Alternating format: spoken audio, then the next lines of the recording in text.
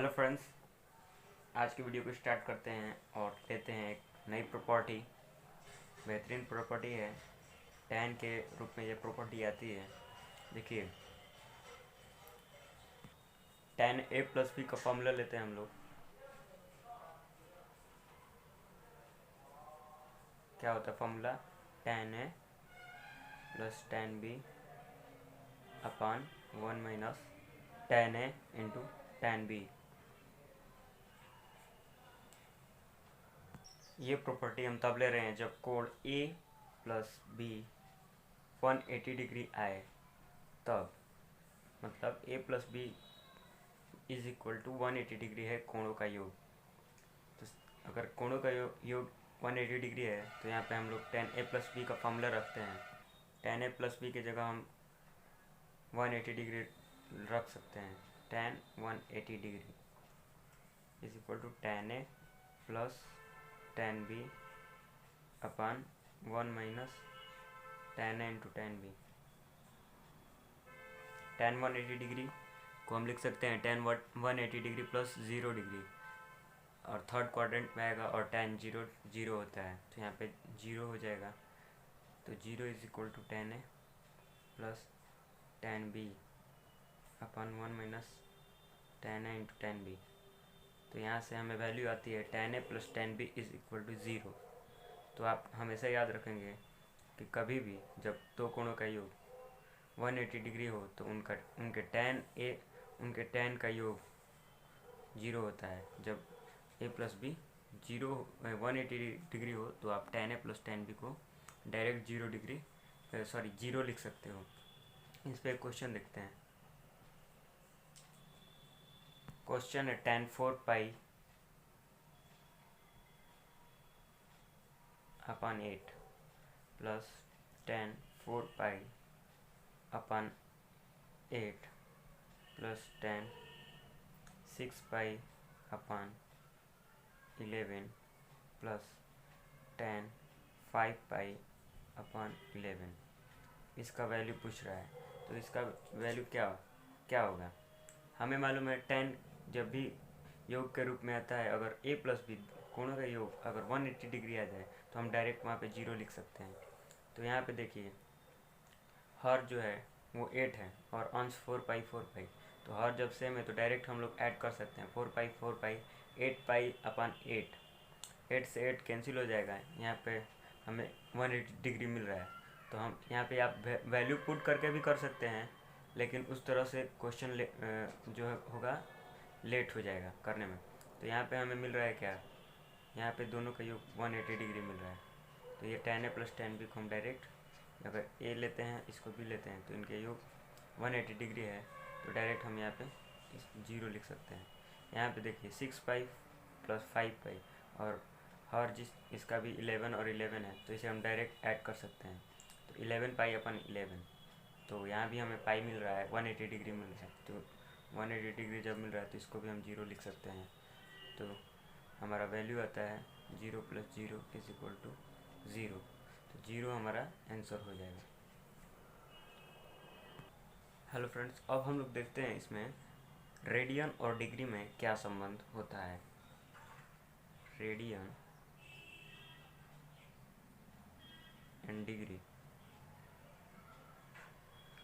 मान लीजिए आप किसी वृत्ताकार फील्ड पे रोज दौड़ते हैं, तो ये पूरी लंबाई 2 पाई आर है। वृत्त की जो परिधि होती है, वृत्त की परिधि 2 पाई आर होती है, 2 पाई आर। और पूरे चक्र लगाते हैं तो उसकी लंबाई हो जाएगी 2 पाई आर। और ये परिधि को आप क्या लिख सकते हैं? दूरी। टोटल दूरी आप कितना तय करते हैं? 2 पाई आर। जितनी भी वृत्त की परिधि होगी उतनी दूरी आप तय करते हैं। मान लीजिए कभी आपने इसे पूरा न दौड़कर, मान लीजिए इसका 1/4 ही दूरी तय किया, इतना। तो ये देखिए, अगर पूरी दौड़ पूरी करते हैं तो ये 2 पाई आर आपका आंसर लंबाई आ जाएगा। मान लीजिए कभी आपने दूरी कम तय की, 1/4 की, तो हमको बताना होगा कि वहाँ पे कितना डिग्री का कोण बना होगा। तो ऐसे प्रश्न आते हैं। तो देखिए इसको क्या करना है। मान लीजिए ये दूरी 2πr है, पूरी दूरी। ये दूरी क्या है? ये दूरी वृत्त का एक तो चाप है, और ये चाप क्या है? पूरा है। तो ये चाप लिख सकते हैं। मान लीजिए चाप L 2πr है, और इस परिधि जो कि है 2πr, उसमें मान लीजिए यहाँ पे कुछ नहीं है तो 1 है। तो आप यहाँ पे क्या लिख सकते हैं? 2πr इंटू 1 की जगह आप क्या लिख सकते हैं? मान लीजिए हमने लिख दिया 360 डिग्री अपन 360 डिग्री। 2πr के साथ कुछ नहीं है तो 1 है, वहाँ पे हमने डिग्री में ले लिया। 360 डिग्री अपन 360 डिग्री, इसे कैंसिल करेंगे तो 1 आ जाएगा। मान में कोई वैल्यू में कोई मतलब चेंजिंग नहीं आएगी। अब यहाँ पे 360 डिग्री अपन 360 डिग्री आ गया। तो मान लीजिए आपने पूरी वृत्त को कंप्लीट किया, तो मतलब क्या किया? 360 डिग्री का एंगल बनाया वृत्त पर, तब जाके आपने 2πr दूरी तय की। अगर मान लीजिए कभी आपने 1/4 दूरी तय की, तो वहाँ पे थीटा अलग होगा। उससे ज़्यादा मान लीजिए इतना किया तो भी दूरी कुछ और होगी और थीटा कुछ और होगा। तो हमें पता करना है कि वो थीटा क्या होगा या फिर दूरी क्या होगी। तो मान लीजिए हमने मान लिया यहाँ पे आपने थीटा डिग्री कवर किया है आज, पूरे चक्र न लगाकर थोड़ा कम किया है। तो मान लीजिए जब पूरा चक्कर था तो 360 डिग्री आपको मालूम था कि हाँ 360 डिग्री आपने दूरी तय की। लेकिन जब 360 डिग्री तय की तो आपको 2πr वृत्त का पूरा चक्रण मिल गया दूरी। लेकिन मान लीजिए आपने उस दिन पूरी दूरी तय नहीं की। मान लीजिए हमने थीटा दूरी तय की, तो 360 ये दूरी जो होगी 360 से कम ही होगी, इसीलिए 2πr की वैल्यू भी कम आएगी। तो यहाँ पे हमने वैल्यू थीटा ले लिया और 360 डिग्री। अगर पूरा चक्कर करते हो तो यहाँ पे 360 डिग्री लिख देना, तो वहाँ से कैंसिल होकर 2πr पूरी दूरी मिल जाएगी। लेकिन आपने तो पूरी चक्रण नहीं किया, कुछ कम किया है, तो यहाँ पे थीटा भी कुछ कम होगा। और जब ये वाली वैल्यू 360 अपन ये वैल्यू कुछ भी मान लीजिए 240 90 कुछ भी होगा, ये 1 से कम होगा। तो 1 से कम होगा तो ये जो 2πr है परिधि, ये भी कम आएगी। तो दूरी आपकी क्या हो जाएगी? कम आएगी। तो वही जो दूरी आएगी, मान लीजिए यहाँ से थीटा डिग्री आपने तय किया, तो ये जो दूरी है यही आपको क्या हो जाएगा? चाप हो जाएगा, चाप L हो जाएगा यही। और एक और वे से हम लोग देखेंगे। तो ये जो चाप आपका L है, ये इज इक्वल टू दूरी आपका डायरेक्ट एक फार्मूला आ जाएगा। आपको कुछ नहीं करना है। वृत्त की टोटल डिस्टेंस होती है 2πr, और 2πr into 1 is equal to, मान लीजिए आप वहाँ पे लिख सकते हो 360 डिग्री। अब मान लीजिए पूरा 360 डिग्री का कोण बनाया, तो 360 अपन 360। लेकिन मान लीजिए दूरी कोण कम हो, दूरी कम आपने तय की, पूरा चक्र नहीं किया हो, तो डायरेक्ट थीटा की जगह पे क्या लिख सकते? कोण 360 यहाँ पे जो था वहाँ पे थीटा ले सकते हो, कोई दिक्कत नहीं होगी। यहाँ पे डायरेक्ट थीटा आप रख सकते हैं, और थीटा जो होगा 360 डिग्री से कम होगा। एक और तरीके से आप लोग को दिखा, यहाँ पे देखिए चाप L है, ये जो चाप L है, और ये जो वृत्त के केंद्र से परिधि तक की दूरी त्रिज्या होती है, ये दोनों R है। तो ये तो चाप हो जाएगा। और ये जो दोनों ही वृत्त के जो यहाँ पे परिधि जो दिया है लघु चाप, इसका मिनिमम डिस्टेंस निकालने के लिए हम इसे एक त्रिभुज के रूप में बना लेते हैं थीटा को निकालने के लिए। तो यहाँ पे देखिए ये R हो जाएगा, ये R और ये थीटा कोण, और यहाँ से हमने त्रिभुज बनाने के लिए इसे मिला लिया है। और आप लोग एक फार्मूला जानते हो कि डायरेक्ट अगर हमें कोण निकालना है, 11th में बताया जाता है, कोण जो थीटा होता है उसे हम डायरेक्ट चाप L अपन त्रिज्या लिख सकते हैं R। एक डायरेक्ट फार्मूला होता है, कोण बराबर चाप बटा त्रिज्या। और आप ये भी जानते हैं कि 180 डिग्री बराबर होता है पाई रेडियन। अगर दोनों तरफ 2 से हम गुणा कर देते हैं तो 360 डिग्री बराबर हो जाता है 2π रेडियन। या फिर यहाँ पे आप लिख सकते हो 360 degree is equal to 2π radian, ये रेडियन का निशान है। और यहाँ पे आप देख रहे हो 2 पाई के जगह क्या लिख सकते हैं हम लोग, 2 पाई के जगह पे हम लिख सकते हैं 360 डिग्री इज इक्वल टू 2 पाई के जगह पे हम लोग लिख सकते हैं, ये वाला तिर्यक गुणा कर लेंगे तो L into 360 degree, L into 360 upon r theta, और ये 360 से 360 कैंसिल हो जाएगा, L बराबर आ जाएगा आर थीटा, और यहाँ से थीटा इज इक्वल टू आ जाएगा L अपन आर, जो कि ऊपर आया है। तो ये आप लोग डायरेक्ट याद रखेंगे, कोण बराबर आप डायरेक्ट लिख सकते हो चाप बटा त्रिज्या, और ये जो दूरी हो जाएगी चाप अगर आपको निकालना है कि चाप की मतलब कितनी दूरी होगी, तो उसे 2 पाई आर परिधि इंटू एंगल थीटा अपन 360 डिग्री, जितना एंगल होगा उसे अपन 360 डिग्री इंटू वृत्त की परिधि 2 पाई आर, वैल्यू आसान है 2 पाई आर इंटू थीटा अपन 360 डिग्री, कोई दिक्कत नहीं होगी। और इसका क्या महत्व है, इन दोनों ही पॉइंट को मिलाने पर जो हमें जीवा यहाँ पे मिल जाती है, तो क्वेश्चन में आपको जीवा के रूप में देगा, क्वेश्चन कॉर्ड के रूप में। तो आगे क्वेश्चन एक देख, क्वेश्चन है किसी वृत्त का व्यास 12 सेंटीमीटर है, जीवा की लंबाई आपको दी गई है 6 सेंटीमीटर, तो जीवा द्वारा बनाए गए लघु चाप की लंबाई, आप लोग ये ध्यान रखिएगा कि लघु चाप और दीर्घ चाप दो अलग अलग चीज़ें हैं। जो छोटा वाला चाप होता है उसे लघु चाप बोलते हैं, और जो बड़ा वाला चाप होता है उसे दीर्घ चाप बोलते हैं। तो क्वेश्चन से देखिए, किसी वृत्त का व्यास 12 सेंटीमीटर दिया है, तो व्यास डी दिया है, डायमीटर 12 सेंटीमीटर, यहाँ से आप लिख सकते हो क्या, डी को 2r इज इक्वल टू हमें 12 सेंटीमीटर दिया है, तो r हमें 6 सेंटीमीटर दिया है। जीवा की लंबाई हमें दी गई है 6 सेंटीमीटर, जीवा दिया गया है हमें 6 सेंटीमीटर, तो लघु चाप की लंबाई हमें बतानी है। तो फार्मूला हमें याद है, हम एक वृत्त भी ड्रॉ कर लेते हैं। मान लीजिए त्रिज्या दिया है 6 सेंटीमीटर,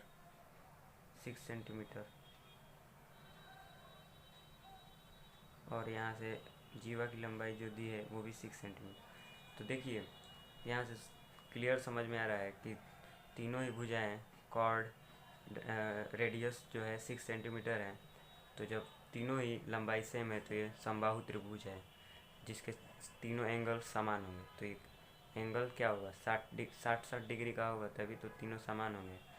तो हमें क्या मिल गया, थीटा मिल गया, हमें थीटा मिल गया 60 डिग्री।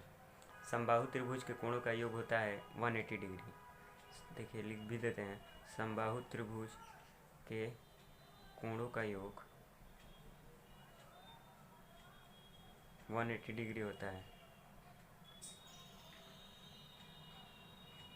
तो मान लीजिए हमें थीटा की वैल्यू नहीं याद है, तो मान लीजिए जब समबाहु त्रिभुज के कोणों का योग 180 डिग्री होता है तो सभी एंगल इक्वल होते हैं, तो 60 डिग्री हमें मिल जाएगा।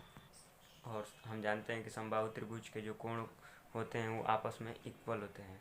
तो मान लीजिए जो एंगल हम लोग थीटा मान लिया, जो तीनों एंगल है वो आपस में इक्वल हैं, तो कोणों का योग हो जाएगा theta plus theta is equal to 180 degree. तो 3 थीटा बराबर 180 डिग्री, तो हमें यहाँ से मिल जाएगा थीटा की वैल्यू आ जाएगी 60 डिग्री। तो इजी है, यहाँ से थीटा हमें मिल गया 60 डिग्री, और फार्मूला अभी बताया गया है कोण बराबर क्या होता है, चाप अपान त्रिज्या। तो कोण हमें 60 डिग्री मालूम है, तो इसे हम हमेशा रेडियन में रखेंगे, π/3 से लिख सकते हैं। और चाप हमें लघु चाप की लंबाई बतानी है, त्रिज्या हमें 6 दिया गया है, 3 2 जो 6, तो L हमें मिलता है 2 पाई। लघु चाप की लंबाई यहाँ से पाई की वैल्यू 22/7 रख देंगे तो वहाँ से वैल्यू भी आ जाएगी। तो लघु चाप हमें मिल गया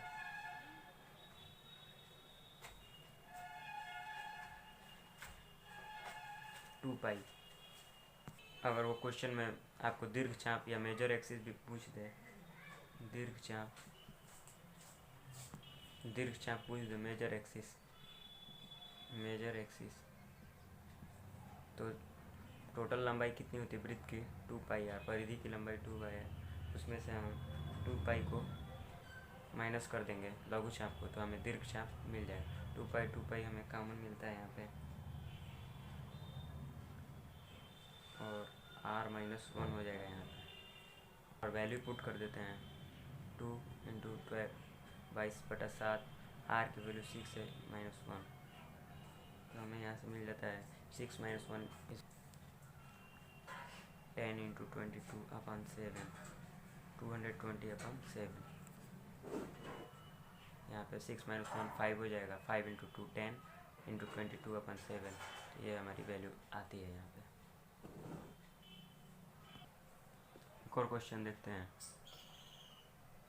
किसी घड़ी के मिनट की सुई की लंबाई 12 सेंटीमीटर है, तो 30 मिनट में मिनट की सुई 30 मिनट में मिनट की सुई के द्वारा, तो 30 मिनट में मिनट की सुई के द्वारा चली गई दूरी बताए। चली गई दूरी क्या होगी?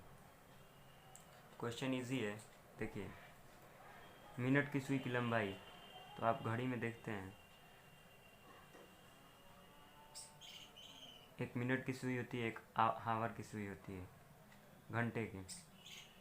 मान लीजिए मिनट की सुई है और ये है आपके घंटे की सुई, तो मिनट की सुई लगभग उतना इक्वल होती है त्रिज्या के। तो जो मिनट की सुई है 12 सेंटीमीटर है, तो हमें त्रिज्या दे दी गई है, क्योंकि ये लगभग वृत्त से इक्वल होता है, सेंटर से वृत्त के परिधि के इक्वल हो जाता है लंबाई इसकी। तो आर हमें हमेशा कभी भी मिनट की सुई को त्रिज्या लेंगे, तो आर हमें दे दी गई है 12 सेंटीमीटर। 30 मिनट में सुई के द्वारा चली गई दूरी, मान लीजिए ये 30 मिनट चली होगी, यहाँ से 30 मिनट इतनी दूरी, तो ये जो चाप है, यहाँ पे जो चाप बन रहा है उसकी लंबाई बताना है हमें। 30 मिनट यहाँ से चला, तो ये कुछ दूरी आगे बढ़ी होगी घंटे वाली सुई, तो हमें बताना है चाप की लंबाई। तो देखिए, चाप की लंबाई हमें ज्ञात करनी है, और मिनट 30 मिनट चला है, तो मान लीजिए सबसे पहले हम लोग मिनट को घंटे में चेंज करेंगे। तो 30 मिनट इज इक्वल 30 मिनट को हम पहले घंटे में चेंज करेंगे, घंटे में कितना होगा। लेकिन देखिए, आपको क्या मालूम है, 1 आवर इक्वल टू 60 मिनट होता है, तो यहाँ से आप 1 मिनट की वैल्यू क्या निकाल सकते हो? 1 minute is equal to 1 hour upon 60, तो 30 मिनट की वैल्यू कितने आएगी घंटे में? यहाँ से 30 में दोनों तरफ गुणा करते हैं, तो 30 से गुणा करते हैं तो हमें 30/60 हार, मतलब हमें वैल्यू मिलता है 1/2। मतलब आधे घंटे में कितने डिग्री का कोण बनेगा, ये हमें बताना है। 1/2 आवर्स इज इक्वल टू, तो ये इजी हो गया, हमें घंटे में मालूम हो गया कि 30 मिनट में हमें हाफ आवर का, ऐसे ही मतलब 40 मिनट दे, 50 मिनट दे, कुछ भी दे, तो पहले उसे आर में चेंज कर लेंगे। और फार्मूला हमारा क्या होता है? कोण बराबर होता है हमारा चाप अपॉन त्रिज्या। तो हमें चाप बताना है, तो चाप L इज इक्वल टू हो जाएगा, यहाँ पे L बताना है, L इज इक्वल टू हो जाएगा कोण कितना है हमारा, कोण हमें घंटे को हमने तो आर में बदल दिया है। घंटे वाली सुई 12 घंटे में 360 डिग्री का, घंटे वाली सुई यहाँ से यहाँ तक आने में 12 घंटा चलती है, और 360 डिग्री का कोण बनाती है। तो 1 घंटे में बनाती है आपका, यहाँ पे भाग दे देंगे 30 डिग्री का एंगल, तो हाफ आवर में बनाएगी आपका 15 डिग्री का एंगल। 15 डिग्री हमें कोण मालूम चल गया, और इससे हम लोग पहले चेंज कर लेंगे रेडियन। यहाँ पे हम डायरेक्ट वैल्यू को रेडियन में ही रखना पड़ेगा। आप लोग डायरेक्ट वैल्यू को हमेशा रेडियन में ही रखिए। तो 12 आवर इक्वल टू 2 पाई हो सकता है। तो 2 × 6, तो h बराबर यहाँ से 1 r इक्वल टू आ जाएगा π/6, और यहाँ पे दोनों तरफ 2 से डिवाइड करेंगे तो 1/2 r इज इक्वल टू आ जाएगा π/12। और यहाँ पे हम लोग एंगल की वैल्यू रख देंगे π/12, तो 12 से 12 कट जाएगा और पाई हमारा आंसर आ जाएगा। तो पाई आंसर आता हुआ, इसका मतलब क्या 180 डिग्री। और ऐसे भी ये क्वेश्चन 30 मिनट दिया है, तो हमें क्लियर दिख रहा है कि 30 मिनट चलने में यहाँ पे 180 डिग्री का एंगल बनेगा। लेकिन आपको ये क्वेश्चन सॉल्व करके दिखाया गया है, तो आप पहले कोई भी 40 मिनट दे, 50 मिनट दे, कोई भी मिनट दे, आप पहले घंटे में चेंज करेंगे और घंटे में उसका एंगल